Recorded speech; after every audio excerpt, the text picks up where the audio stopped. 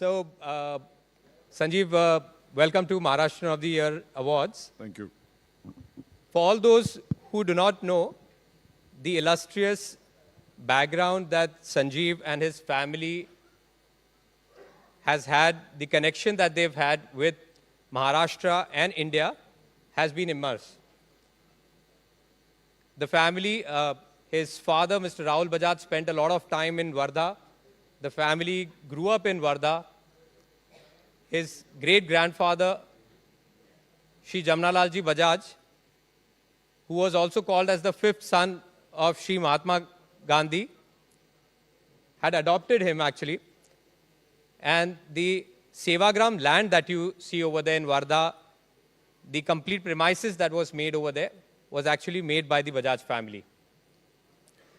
I'm, of course, over a period of time going to be speaking with Sanjeev, and what an amazing thing he's created.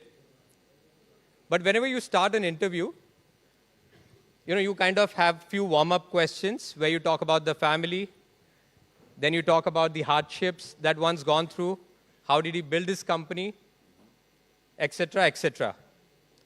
But day before yesterday, Sanjeev decided to make headlines. On the front page of every newspaper, it came that Sanjeev decided to buy the Allianz, complete Allianz for 24,000 crore, the general and the life insurance. So Sanjeev, I cannot go to the warm-up questions, but I have to get to point. What was the strategy behind buying and acquiring? This was by far the largest check that anyone's written in the history of insurance sector, and one of the largest in NBFC, a 24,000 crore check. How is this going to change the landscape of the insurance industry? Thanks, Rishi, and thank you for having me here and your family as well. We all family friends. And to my own family. Clearly, they don't have much to do. They're all over here. Thank you. But coming to your question, as you can see, not only me, but all of them, all our pockets are empty. And that's because of this acquisition that we have announced. Some of you may have heard of Bajaj Allianz for its life insurance and general insurance. This was a company started in 2001 with our insurance partners, Allianz. They own 26%, we own 74%. Over the years, over 2 decades and a little bit more, we have built what we think are two of the finest insurance companies in the country. India is an important opportunity in almost every industry, and that's true for financial services, that's true for insurance. And both partners had the ambition to run their business going into the future. And you can't have two captains running one ship. You know what will happen to that ship. So we very amicably decided, they were 26, we were already 74, that we would buy them out, and then each one gets to plot our own destiny. So I'm sure in time you'll hear from them as well, but that's where we are. So there are already rumors about Allianz partnering with Jio, and there was news just this morning also that they might come together. Was there a no-compete, or if they join hands with Jio or any other company, do you feel that would be a force to reckon with in the insurance industry? So firstly, I don't believe everything I read in the newspapers, except yours. I said except yours.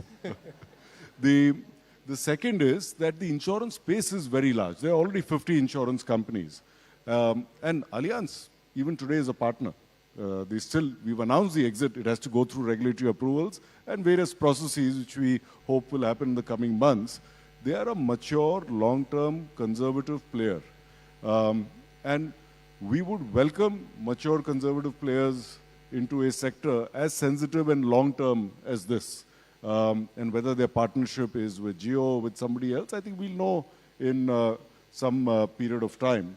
Of course, our current agreement has a non-compete, and there are triggers when that non-compete will go based on regulatory approvals, transfer of shares, cancellation of the existing joint venture agreement. But all this, as I said, has been decided together. So let me get back to what otherwise was supposed to be my first question. So you've now built a business which is approximately worth 10 lakh plus crore, give and take. One of the largest NBFCs of the country. But I'm pretty sure when you started, that would have not been the case.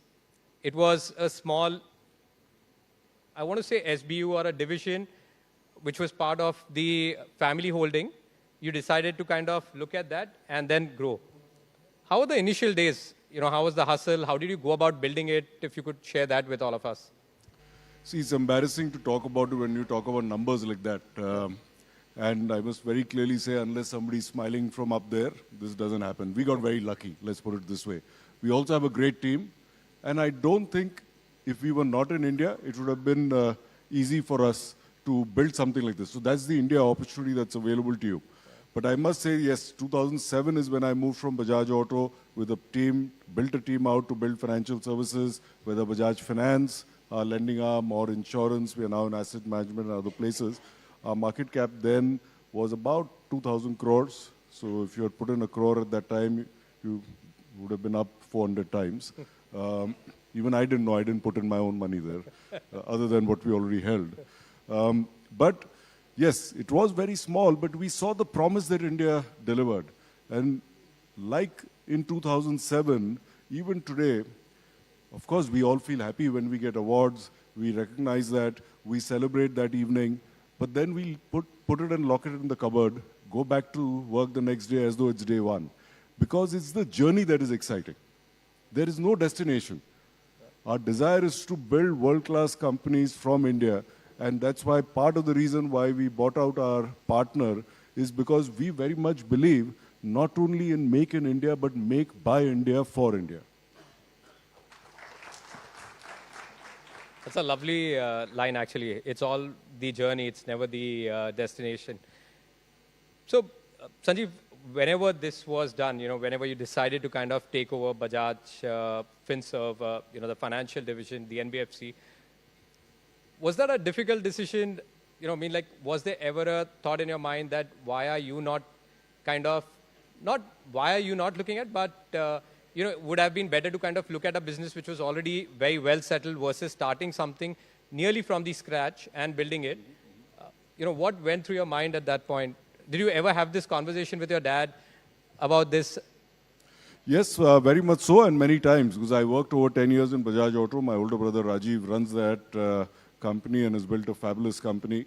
I was in a fortunate position where, unlike every startup entrepreneur, they're putting their careers, they're putting their life savings or their family savings or friend savings at stake. I had the security of being part of a large family.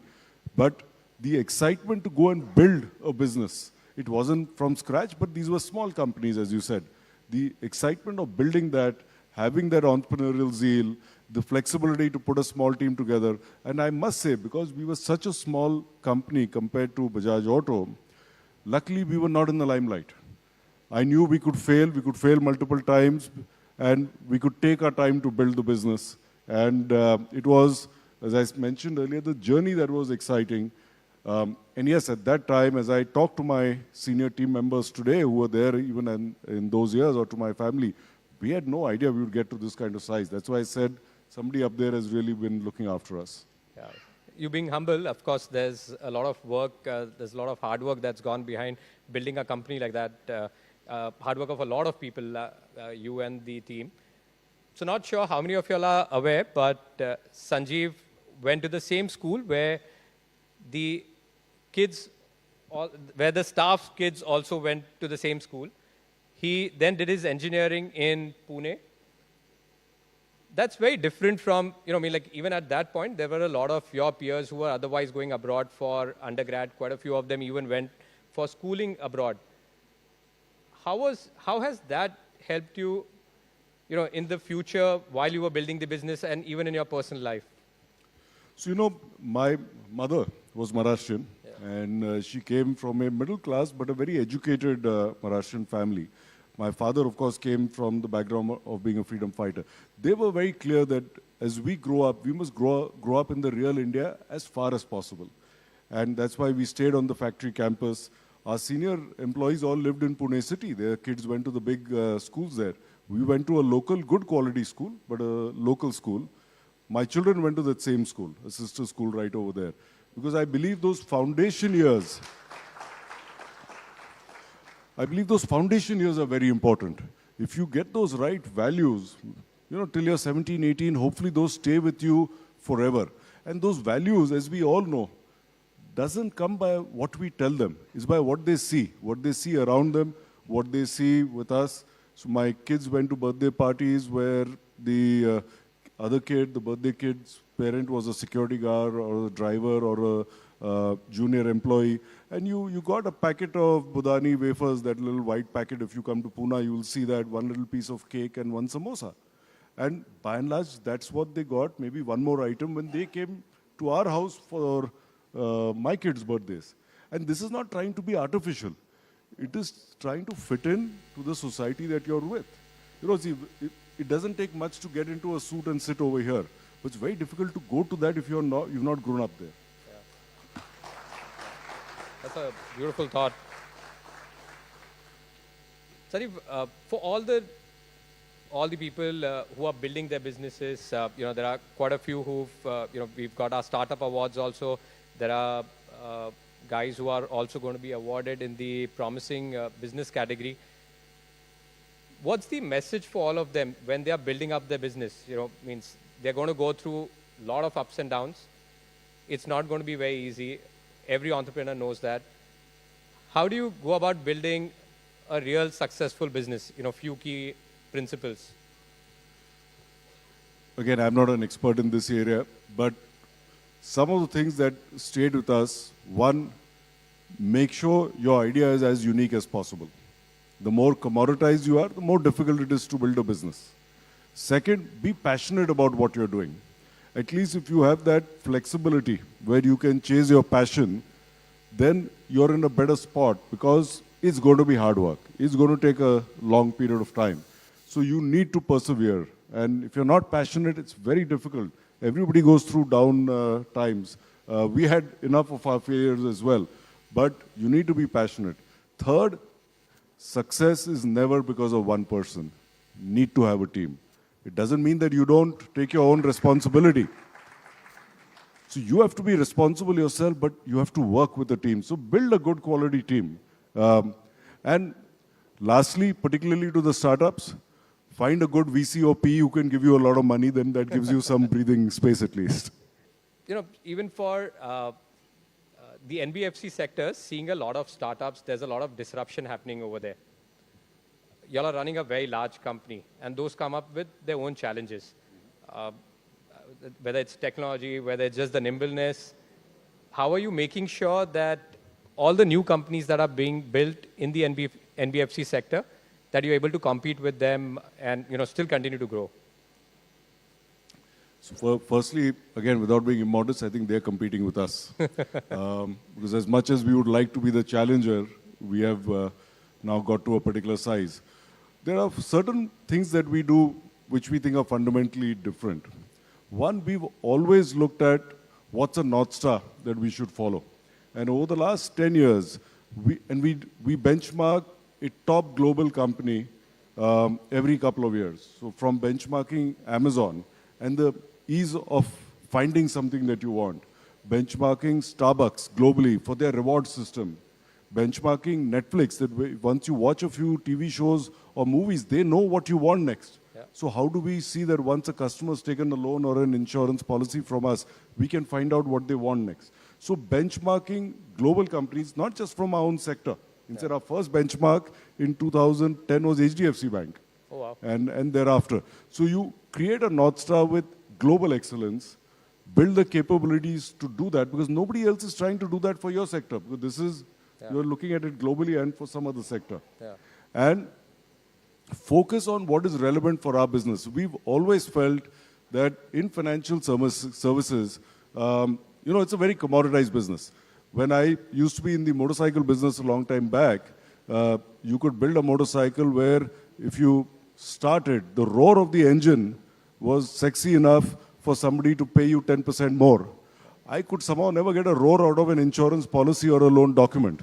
So as a result, you were going to be on the commoditized side of the business unless you found relevant innovation. So one of the things we did early on, and I'll just give you one example of the many, is if you went in 2008 to take a loan for a television, because most people didn't have a credit card, so either you paid cash if you're a middle class customer, or you wanted a loan. You went into the store, you liked this nice 36-inch plasma TV, you went with your family, and the store manager said, "Acha, loan chahiye? Okay, come, give me this details, and we'll tell you in 3 days." Because it went to one of the banks over there, they sent somebody the next day to your neighborhood, "Acha, ye yahan rehta hai kya? Kitne saalon se yahan rehta hai? Bartav kaise hai? Raat ko late aata hai kya?" Because you try to establish credit assessment of the customer. So it was a broken, dirty process. We decided that why can't we build a process where when the guy comes to buy a television with his wife, with 1 or 2 kids, we can tell him, we will deliver the television in the evening so you can watch cricket, you can watch a movie with your kids. And we built the credit scores, the technology, the processes to do that. So from 3 days in 2008, by 2010, we went down to 3 hours for a loan approval. By 2012, we went to 3 minutes. And the last 10 years, these are 30-second approvals. We do about 160,000 loans per day. About 45 million loans this year. Wow. And how are you all using artificial intelligence to within the company? Is that just a hype, or is that really coming into action even in companies now? So to a lot of people, it is hype. To a lot of people, they're worried about it because the productivity improvements can be significant. We think for our industry, it is very, very real. And we are seeing significant improvements. So we don't advertise in traditional media. You guys are too expensive. We go to digital media and we create our own also content. Also the most effective. So we develop our own digital content. 80% of that today is done digitally using AI. And we use multiple AI algorithms for that. Since January last year, so for over a year, we are now, if a customer who's, say, an existing customer of ours wants another loan, say a personal loan, and he has contacted us through one of our various channels, email, SMS, or calling into our call center, and wants us to help him out with a fresh loan, we are experimenting where we have a trained Gen AI tool that calls a customer back, will speak in 6 different languages, will also speak in English based on what the customer is asking, responding according to that. We are selling 10,000 loans a month. Nothing compared to 3.5 million a month that we do, but 10,000 loans a month, end to end, by this tool, giving about 150 crores out per month. And of course, we have a set of humans there to make sure that the tool is not making mistakes, is not hallucinating. But we are seeing very high accuracy levels.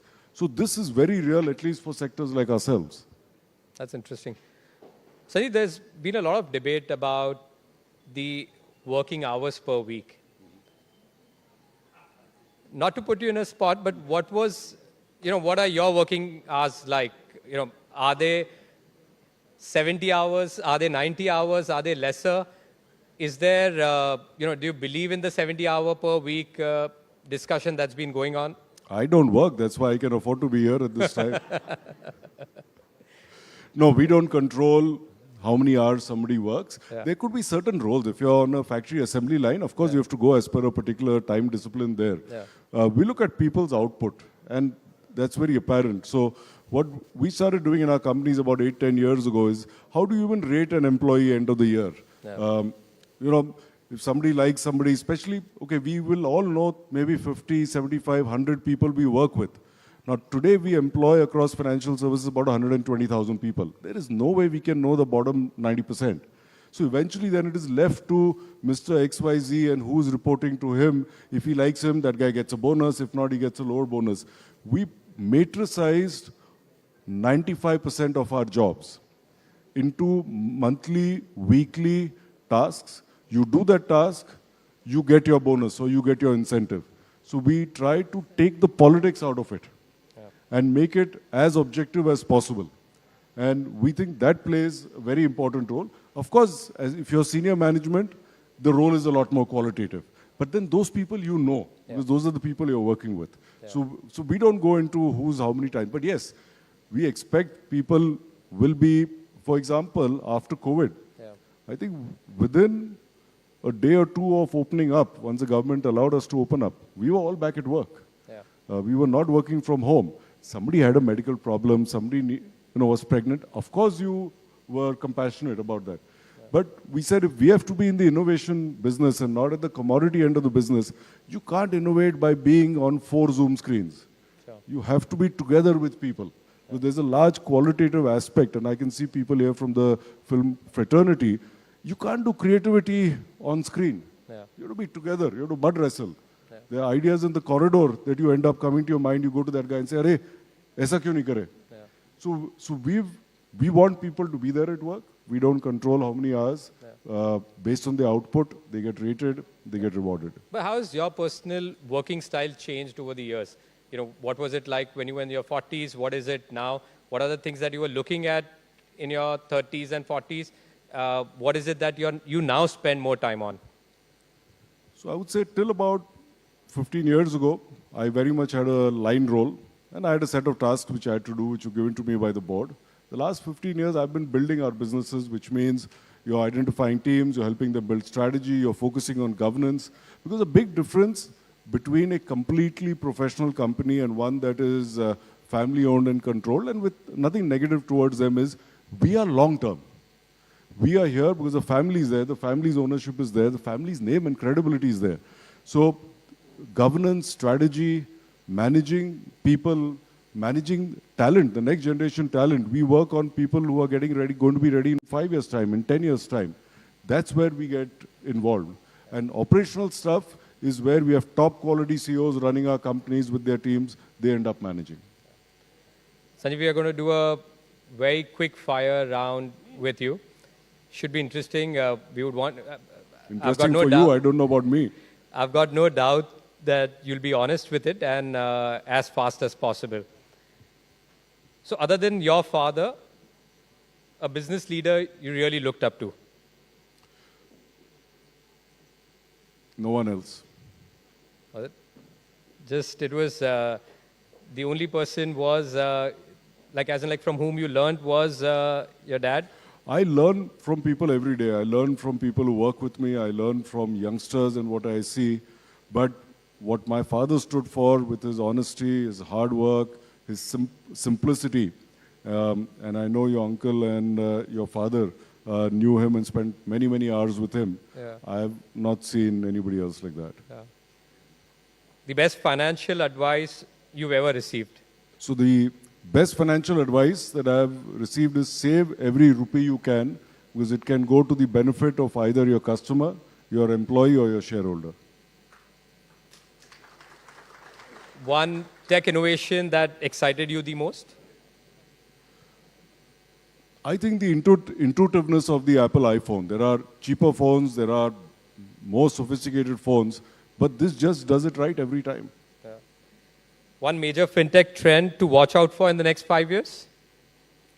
Very clearly, the way Gen AI is progressing. So we've got leaders from all the parties. India in 2030, what's the biggest opportunity that you see? I think this is going to be India's decade unless we mess it up. If you look at global politics, if you look at where we are at $2,700 per capita and the growth from this kind of income level, the capabilities that we have, the levels of youth that we have, and a progressive government, I have to say that because government is here. Combination of this and the entrepreneurship of Indians. Look at our startup ecosystem. The next 10 years, I think, are going to be India's golden decade. And a challenge? We are competing in a global world. The world wants to do business with us. We have to improve on ease of doing business. At the center, I think a lot has been done. We have to improve in the states. And the states that take the lead will go way ahead everywhere else. The last time I met the Honorable Chief Minister, I told him, you're ignoring Pune. And I'm happy with the kind of announcements that have now been made for Pune. So we have to get our cities up. That's where people work. That's where people live. Industry will do its bit. For example, today our logistics costs, once a product leaves the factory, a physical product, is 16% to total cost. Globally, the most competitive is 6 to 8%. Adding another 8-10%, you can't compete effectively. And there is a lot of improvement that is taking place already. But I believe we have to, it never stops. Each one of us has to see, we have to keep improving to go there. You know, every time you've met the Honorable Chief Minister, immediately after that, our Honorable Chairman, Mr. Vijay Dadas, met him for Nagpur. And my father, Mr. Rajendra Dadas, met him for Aurangabad. So now I know where the problem lies. You know, one stock that you've been holding in your personal portfolio other than Bajaj for the last 5 to 10 years? So, you know, this is interesting, and my uncles are all over here. I think we must be probably the only family that doesn't own anything other than our own stocks. We have never believed in investing elsewhere. We've said if our shareholders put their money, then we must put it, at least materially. Get early to work or stay late at work? Well, I guess it depends on, I get to work by about 9 or so. I don't leave late, I leave by about 5, I work out in the evening, then I work a couple of hours more in the night. Luckily, my role gives me flexibility to do that. And last, how do you respond when a telemarketer calls you and pitches you to buy the Bajaj insurance? I create my own memes. Tell me, have you ever, I have to ask you this, because all of us over here, with, you know, show of hands, how many of us have got calls from Bajaj insurance? And there are quite a few. So, including Karthik, you know, he's raised his hands. I don't know, how do they get your number also, Karthik, actually? Yeah. But have you ever played a prank with the person, and have you gone through the whole cycle of, you know, tell me what are the rates and everything? So, you know, my industry being regulated is so sensitive, and Mr. Jayant Patil was here in his earlier role as finance minister also. He knows how strong our regulators are. So we can't afford to play any pranks even by mistake. So I can tell you today, you know, the point is 95% of those calls is not us. It's third-party distributors claiming to be us. 2, 3, 4% could be us. That's why we have a do not disturb number on our website. You click on that, and we will not disturb you. But we have to keep in mind that if we are today doing 45 million loans a year, we bank roughly 45 million payments a month. We get, for such harassment, about 400 complaints a month. That is about 0.006%. Now, we are trying to see how do we get 400 to 300 to 200, because those 400 also end up becoming irate customers. But it's so difficult to take it to zero. And then you have all the memes coming. So I can understand that. It's part of our job. We have to bear with it. But that's what the numbers are like. So everyone, a big round of applause for Sanjeev Bajaj. Sanjeev, thank you for doing this. Thank you so much. Complete honor.